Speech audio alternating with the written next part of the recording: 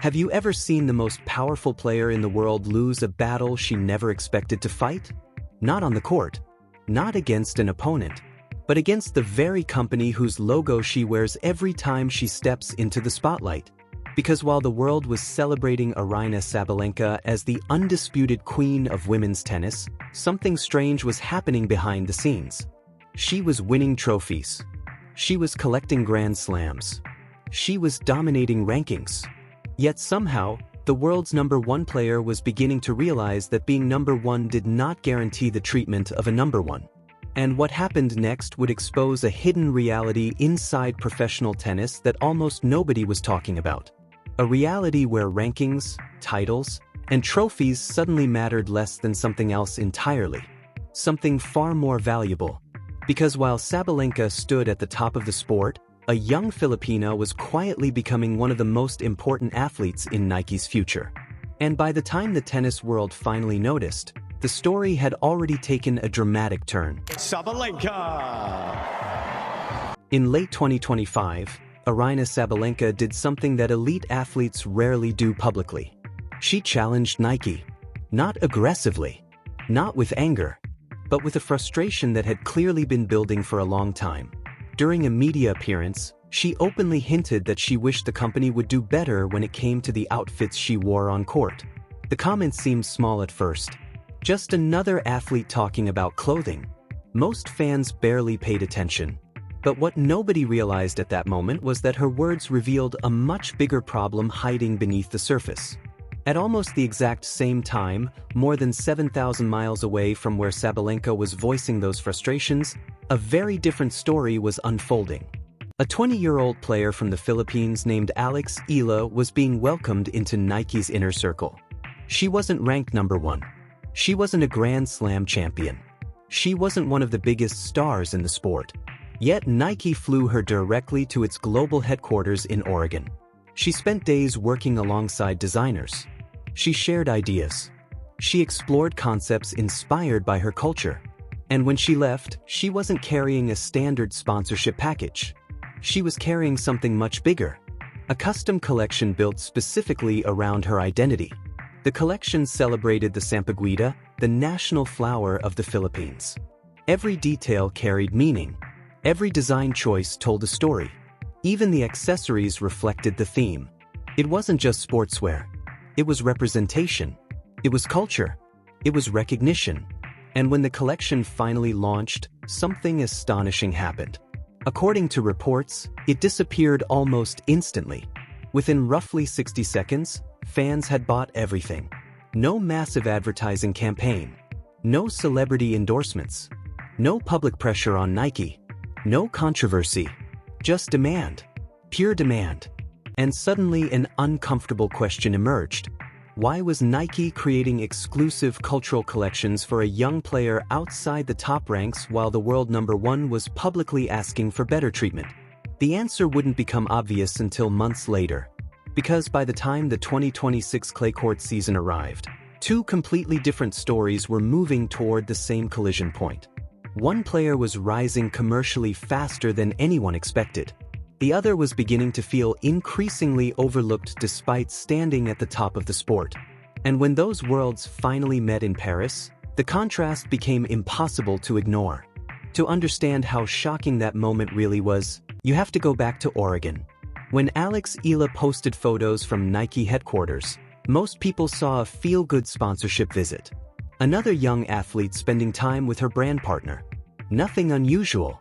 But inside the business of sports, those images meant much more. Companies do not invest resources randomly. They do not build custom collections for athletes by accident. Every flight booked, every designer assigned, every marketing decision carries a purpose. Nike was making a statement. The company saw something in Alex Eala. Something valuable. Something scalable. Something capable of reaching millions of people beyond tennis. At the time, few people understood the significance. But the signs were already there. The Philippines had embraced her. The global Filipino community had embraced her. Every breakthrough victory generated enormous engagement. Every appearance attracted attention. Every piece of content traveled across social media with incredible speed. Nike wasn't simply sponsoring a tennis player. They were investing in a movement. And while that investment was growing quietly, Sabalenka's frustration continued growing too. From the outside, everything looked perfect. World number one, major titles, global recognition. Yet there was one thing she didn't have: ownership of her image within the brand. Historically, sports superstars receive special treatment. Their outfits become iconic. Their gear becomes exclusive. Their appearance becomes part of the event itself. Fans associate those athletes with something unique, something instantly recognizable, something that belongs to them. Sabalenka wanted that level of distinction. And honestly, many people believed she had earned it. After all, if the world number one couldn't expect exclusivity, who could? But the real problem wasn't simply clothing. The real problem was leverage. Because inside modern sports marketing, performance is only part of the equation. What brands truly chase is influence. Cultural influence. Market influence. Consumer influence. And this is where the story takes an unexpected turn. While Sabalenka was dominating opponents on court, Alex Eala was quietly dominating a completely different scoreboard. The one corporations watch most carefully. The scoreboard measuring attention, demand, connection, and sales. What happened next would prove just how powerful that difference had become. Months after Eala's Oregon visit, the tennis season moved toward Roland Garros. Paris was supposed to be another showcase for the world's best players. Instead, it became the stage where an uncomfortable reality finally emerged. Because when the tournament began, fans noticed something that immediately sparked conversation across social media. Sabalenka arrived wearing a Nike outfit that had been presented as one of her signature looks for the event. There was only one problem: it wasn't exclusive. And that discovery would ignite a controversy that nobody saw coming. Just days before Sabalenka stepped onto one of the biggest stages in tennis, photos began circulating online. At first, hardly anyone paid attention. Then fans looked closer, and closer, and suddenly they realized what they were seeing. Another player had already been spotted wearing the exact same outfit. The same design, the same silhouette, the same color, the same look that many assumed would belong exclusively to the world number one. Within hours, social media exploded. Fans weren't debating fashion anymore. They were debating status. How could the most dominant player in women's tennis walk onto a Grand Slam stage wearing something that was already being worn by players ranked far below her? Why wasn't the world's number one athlete receiving the kind of treatment previous superstars had enjoyed? And perhaps most importantly, why did it feel like Nike wasn't treating its biggest champion like its biggest priority? The discussion spread rapidly because it touched a nerve that extended far beyond tennis. People understand competition. People understand rankings. But people also understand symbolism. And this moment symbolized something many fans had quietly suspected for months. The world ranking and brand ranking were no longer the same thing. While that debate was consuming social media, Alex Eala was creating an entirely different conversation on the opposite side of the draw. She arrived in Paris wearing a striking pink Nike outfit that immediately caught attention. Photos spread everywhere. Fan accounts reposted them endlessly. Comments flooded in from around the world. The reaction wasn't manufactured. It wasn't forced. It happened organically. And that distinction mattered, because the excitement wasn't really about the color. It wasn't even about the outfit itself. It was about what Alex Eala represented. For countless Filipino fans, seeing one of their own receive this level of recognition from one of the largest sports brands on earth felt deeply personal. Many had grown up watching international stars dominate global campaigns. Now, for the first time, they saw an athlete carrying their flag receiving similar treatment. And the response was overwhelming. The Sampaguita collection had already proven that demand existed. Now Paris was proving something even bigger. The connection between Eala and her audience wasn't simply strong. It was emotional. And emotional connections are the most valuable currency in sports marketing. What nobody realized at that moment was that Nike had likely seen these numbers long before the public did. Brands track everything. engagement, sales, audience growth, market expansion, consumer behavior. And if there is one thing giant corporations understand better than anyone, it is identifying future opportunities before everyone else catches on.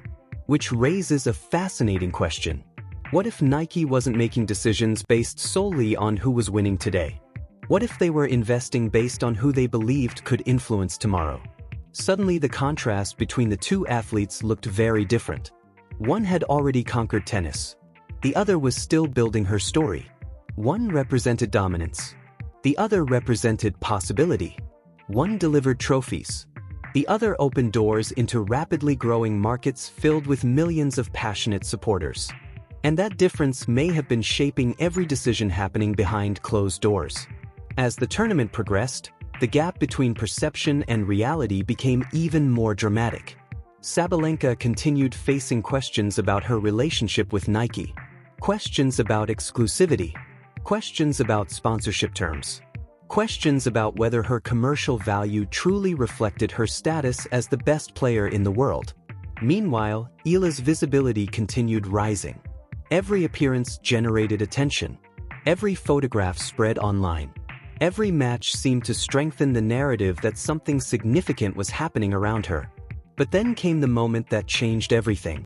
Because this story was never really about clothing. It was never really about marketing. It was never really about fashion. Those were only symptoms. The real story was pressure. The kind of pressure that quietly accumulates over months. The kind nobody sees. The kind that eventually finds a breaking point. And for Sabalenka, that breaking point arrived in Paris. She entered the tournament carrying enormous expectations. She was one of the favorites. A champion. A player expected to contend for another major title. Everything seemed under control. Until suddenly it wasn't. A match slipped away. Momentum disappeared. Confidence cracked. And what followed shocked everyone watching. A player known for her strength suddenly looked vulnerable. A player known for her intensity suddenly looked exhausted. A player known for her dominance suddenly appeared emotionally drained. When the match ended, the result wasn't the biggest headline. Her words were. Because afterward, sitting before reporters, Sabalenka delivered a confession that sent shockwaves through the tennis world. She admitted that she felt like quitting. Not taking a break. Not changing schedules. Quitting. For many fans, it was heartbreaking. Because behind the rankings, behind the trophies, behind the sponsorship debates, there was a human being struggling under enormous pressure. And this is where the entire story changes. Because suddenly the comparison with Alex Eala wasn't about winners and losers. It wasn't about who sold more merchandise.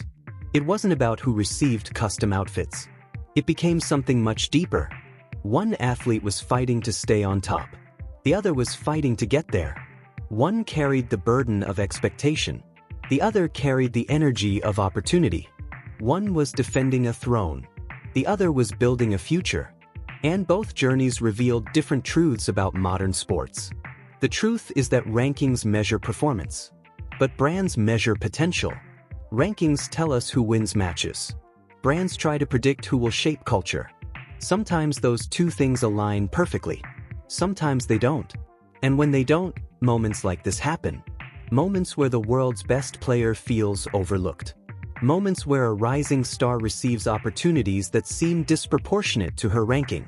Moments that force everyone to reconsider how influence is really measured. As Wimbledon approached and contract discussions continued in the background, the tennis world found itself watching closely. Would Nike change its approach with Sabalenka? Would she receive the kind of exclusivity she had been seeking? Would future negotiations finally reflect her status at the top of the game?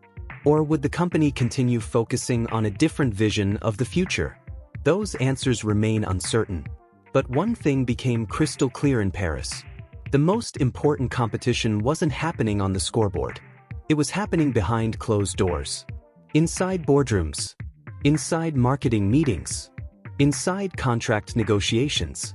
Because in modern sports, being number one in the rankings doesn't automatically make you number one in the eyes of a global brand.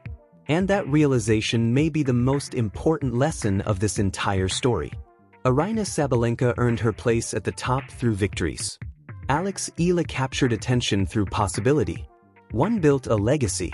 The other began building a movement. And somewhere between those two stories lies the future of women's tennis. A future that Nike appears to be betting on already. The only question now is whether the rest of the world will recognize it before the next chapter unfolds.